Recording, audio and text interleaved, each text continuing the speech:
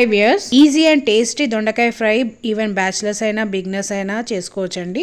Simple recipe. ఈ దొండకాయ fry చపాతీలో కానీ రైస్లో కానీ చాలా బాగుంటుందండి. తప్పకుండా ట్రై చేయండి. కొద్దిగా ఆయిల్ పోసేసుకొని ఆయిల్ వేడి కాగానే దొండకాయ ముక్కలు వేసుకోవాలి. దొండకాయ ముక్కలు ఇట్లా చక్రాల్లాగా కట్ చేసుకున్నానండి రౌండ్గా. కోసి పెట్టుకున్న దొండకాయ ముక్కలు ఇప్పుడు వేసుకుందాము. ఆయిల్ వేడి కాగానే 1 kg దొండకాయలండి.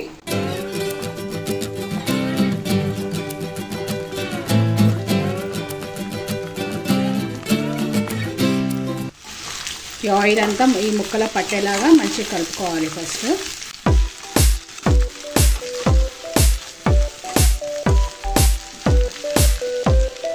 ఈ చక్రాలన్నీ కరెక్ట్ సైజులో పోసుకున్నాను చూడండి. ఒకటి చిన్నగా ఒకటి పెద్దగా కట్ చేసుకుంటే అది ఈవెన్గా ఫ్రై కాదు.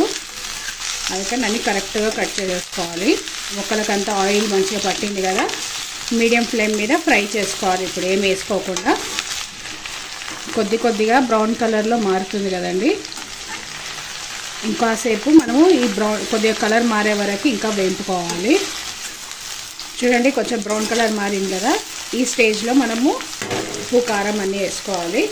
1 teaspoon salt, 1/2 teaspoon పసుపు వేసుకొని మంచిగా అంతా కలిసిపోయేలా కలుపుకోవాలి. ఈ పసుపు పచ్చివాసన పోయే వరకు కలుపుకున్న తర్వాత కారం వేసుకోవాలి. ఇప్పుడే కాదు, ఈ పసుపు పచ్చివాసన పోయింది కదండి. ఇప్పుడు 1 టీ స్పూన్ కారం వేస్తున్నాను. కలిపి చూసుకున్న తర్వాత సరిపోకుంటే అప్పుడు వేసుకోవాలి.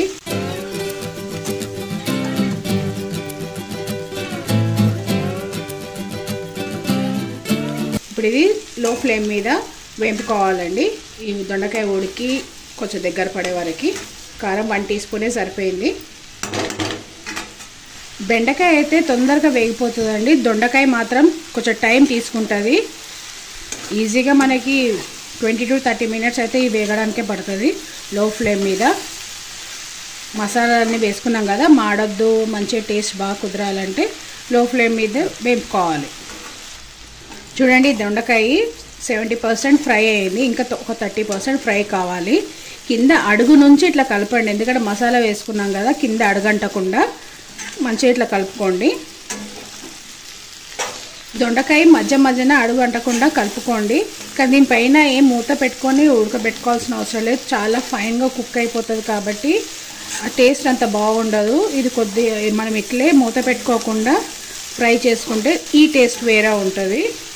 దొండకాయ ఫ్రై రెడీ అయిపోయిందండి. వేసినప్పుడు ఎక్కువగా కనిపించింది కదా, ఇప్పుడు చూడండి తగ్గిపోయింది, మంచిగా ఉడికి దగ్గరకు అయింది.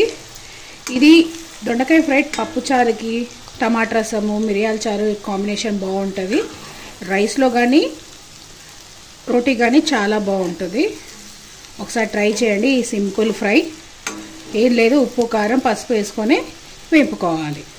లో ఫ్లేమ్ మీద మంచి కుక్ అయ్యి చూడండి ఈ విధంగా అయ్యేదాకా వేపుకుంటే చాలా బాగుంటుంది.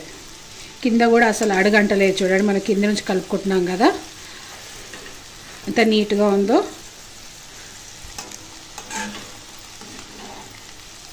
దొండకాయ ఫ్రై రెడీ అయిపోయింది. ఇలాంటి మరిన్ని టేస్టీ అండ్ సింపుల్ రెసిపీస్ కోసము లైక్, షేర్, సబ్స్క్రైబ్ చేయండి. Thank you for watching video.